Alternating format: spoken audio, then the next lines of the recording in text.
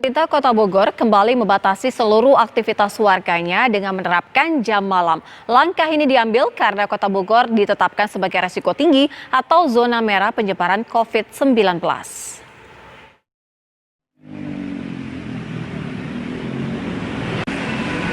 Pemerintah Kota Bogor kembali memberlakukan pembatasan sosial berskala mikro dan komunitas selama 2 pekan ke depan.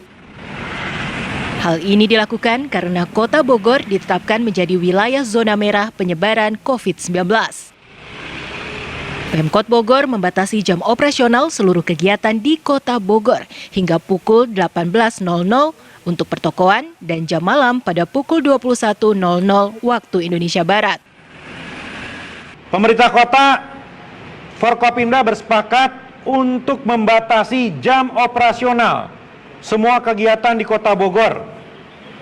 Jadi mal, restoran, kafe, rumah makan diminta untuk tidak buka setelah jam 6 sore setiap hari. Dan diberlakukan jam malam. Di atas jam 9 malam tidak ada lagi aktivitas di Kota Bogor.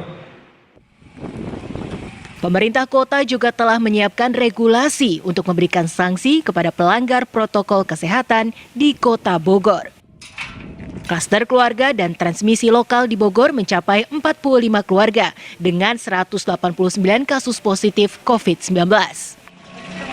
Dari Bogor, Jawa Barat, Usep Syarifuddin, Eko Hadi, TV One mengabarkan. Pemerintah Kota Bogor, Jawa Barat menerapkan jam malam menyusul status zona merah COVID-19.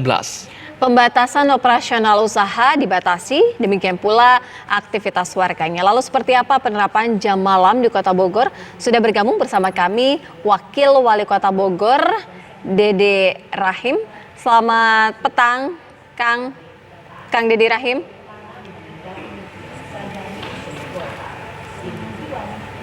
Assalamualaikum, Kang Dedi. Punten, dengan siapa ini? Dengan Sira dan Andro. Kang Dedi, sejauh ini seperti apa penerapan jam malam di Kota Bogor?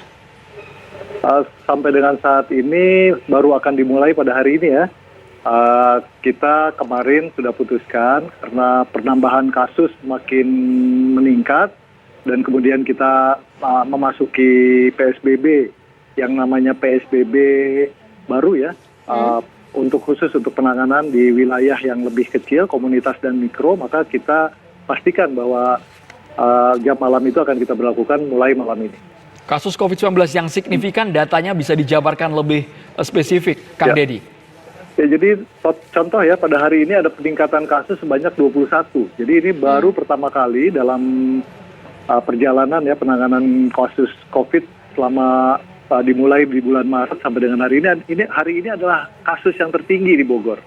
Jadi memang hari ke hari dalam 2 minggu terakhir ini hampir semuanya didominasi oleh klaster keluarga yang asalnya adalah klaster perkantoran, kemudian juga import case seperti perjalanan dinas dan juga kegiatan-kegiatan sosial seperti tahlilan dan juga kegiatan-kegiatan resepsi pernikahan di keluarga. Jadi memang peningkatannya cukup signifikan sekali.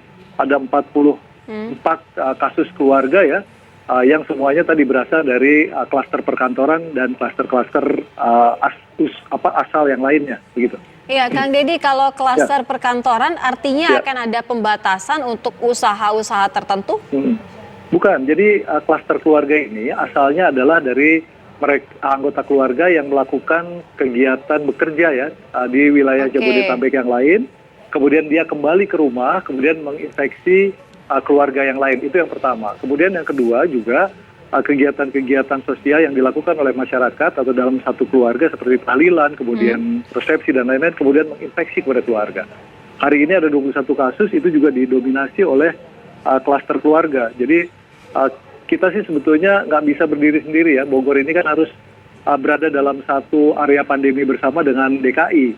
Jadi harus ada satu langkah yang dilakukan secara bersama-sama, bukan hanya oleh Kota Bogor saja, tetapi betul-betul secara komprehensif kita bicarakan dan kita dudukkan kembali persoalan ini agar penyelesaiannya lebih efisien dan tepat ya. Karena kalau sekarang kita berusaha untuk menangani kasus setelah adanya keteledoran atau kelalaian yang dilakukan oleh beberapa tempat ya, atau tempat baik tempat usaha maupun tempat bekerja.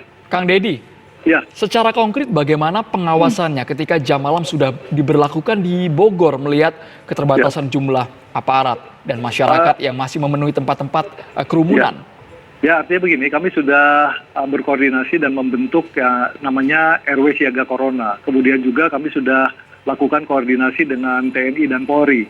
Malam ini kita akan uji cobakan mulai dari patroli sore hari ini, kemudian juga sosialisasi yang lebih gencar lagi kepada mereka yang biasanya melakukan kegiatan berusaha ya di atas jam 21, bahwa hari ini kita batasi paling maksimum ya, dan harus sudah bersih setelah jam 21 malam.